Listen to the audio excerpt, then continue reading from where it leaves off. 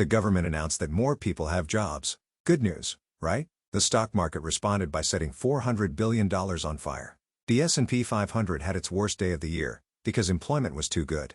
And the explanation for this beautiful absurdity is the exact same math that explains why cutting one undersea cable can knock a country offline. Let me say that again, because it deserves a moment of silence. The economy was doing well, so everyone panicked. Welcome to finance, where good news is bad news is sometimes good news, and the only consistent rule is that your retirement savings will find a new way to disappoint you. Here's what actually happened. The Bureau of Labor Statistics released a jobs report, and it was strong, robust, some might say annoyingly healthy. And Wall Street looked at all those employed Americans and thought, oh no, if people have jobs, the Federal Reserve won't cut interest rates. So they sold.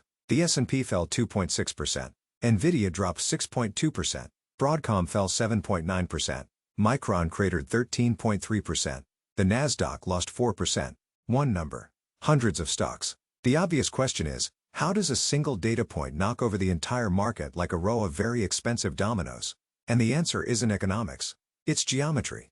To see it, we need to stop thinking of the stock market as a list of prices and start thinking of it as a network. A graph. In math, a graph is just dots connected by lines. The dots are called nodes, the lines are called edges. Every stock is a node. And we draw an edge between two stocks if they tend to move together. When one goes up, the other goes up. When one tanks, the other tanks. We say their returns are correlated, which is a fancy word for these two stocks are in a relationship and refuse to talk about it.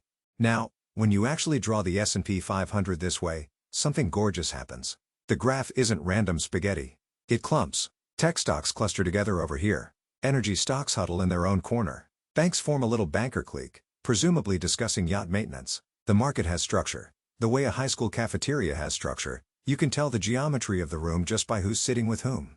And in any network, some nodes are more important than others. Picture a few stocks that aren't just connected to their own sector, they're connected to everything. Nvidia, Apple, Microsoft, Amazon, these companies are so enormous that when they sneeze, the entire market reaches for a tissue. In graph theory we measure this with something called betweenness centrality, which sounds like a yoga pose but actually means how many paths through the network have to pass through this node. These are the Straits of Hormuz of the stock market. That's a real choke point where a sliver of ocean controls a fifth of the world's oil. A handful of mega-cap stocks play the same role in your portfolio. When one of them moves, the signal doesn't travel down one edge. It floods through hundreds of edges simultaneously. They're not nodes in the network. They basically are the network.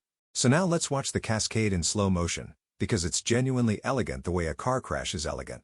The jobs report drops. Strong employment means the Fed probably won't cut rates, so bond yields spike. Higher interest rates are especially brutal for growth stocks, companies whose value is built on big future earnings. Why? Because money in the future is worth less when interest rates are high, and growth stocks are basically a giant pile of trust me, the money's coming. At higher rates, that pile shrinks. So Nvidia falls 6%. Now watch the graph. Nvidia turns red. Every stock connected to Nvidia gets yanked downward and turns orange. Then those stocks pull on their neighbors, who turn yellow. The wave spreads outward through the network like someone spilled red wine on a white tablecloth. And just like the wine, it's heading straight for the most expensive thing in the room. No single human decided the whole market should fall. The graph decided. Networks propagate. That's just what they do. But here's the part that should genuinely upset you, and it's the most counterintuitive idea in the whole video. You've been told the magic word that protects your money: diversification. Don't put all your eggs in one basket. Spread your investments across lots of stocks that move independently. So when one falls, the others hold steady. In our graph, that means a sparse network. Few connections, everybody doing their own thing. In calm markets, this is true. The correlation graph is nicely sparse. But during a crash, correlations spike toward 1.0, meaning everything starts moving in lockstep. The graph that was pleasantly sparse suddenly becomes almost fully connected. Every node wired to every other node. And that means your beautiful diversification dissolves at the exact moment you need it. The lifeboat is fully functional, right up until the iceberg, at which point it transforms into an anvil. Picture a correlation heat map. In good times, it's a cool, modeled checkerboard. In a panic, the whole thing flushes a single uniform red. Everyone holding hands as they go over the cliff together. Very romantic. Financially catastrophic. Now let's add the truly cursed ingredient: algorithms. A huge fraction of trading is done by computer programs that react in milliseconds, faster than any human can say, wait, maybe we shouldn't. And these algorithms create cycles in the graph, loops that feed back on themselves. Watch this. Stock A falls. An algorithm notices A is correlated with stock B, so it sells B. B falling triggers a different algorithm, which sells stock A, because they're correlated too. A drops further. The first algorithm sells more B. A to B to A to B. A positive feedback loop, where the system amplifies its own panic with the enthusiasm of a microphone held too close to a speaker. This is exactly how a flash crash happens. In 2010, the Dow Jones fell roughly 1,000 points in 5 minutes, kicked off by essentially one large trade. The market lost $1 trillion and then mostly recovered within the hour, like a man waking from a fever dream wondering why he was screaming. Which brings us to a phrase you've definitely heard and probably never understood: too big to fail. Politicians say it. Bankers say it nervously. And here's the secret: it's not a political statement. It's a graph theory statement.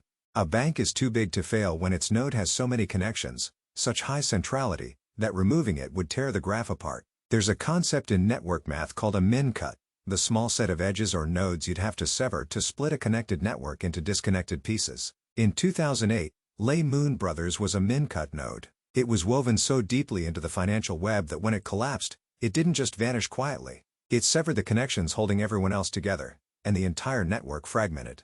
And here's the gorgeous, slightly horrifying punchline.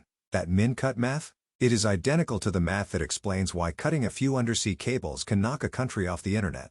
Same equations, different network. Banks, fiber optic cables, oil routes. The universe apparently only owns one textbook, and it keeps reusing the diagrams. So let's go back to where we started.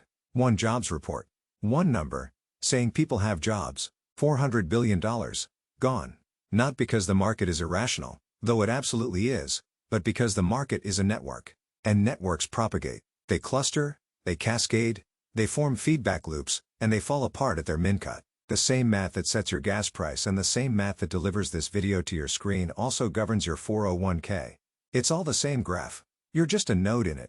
Try not to take it personally. If you enjoyed this, subscribe to Improper Integral for more videos that turn terrifying financial news into surprisingly calming geometry. Like, share, and we'll see you in the next one.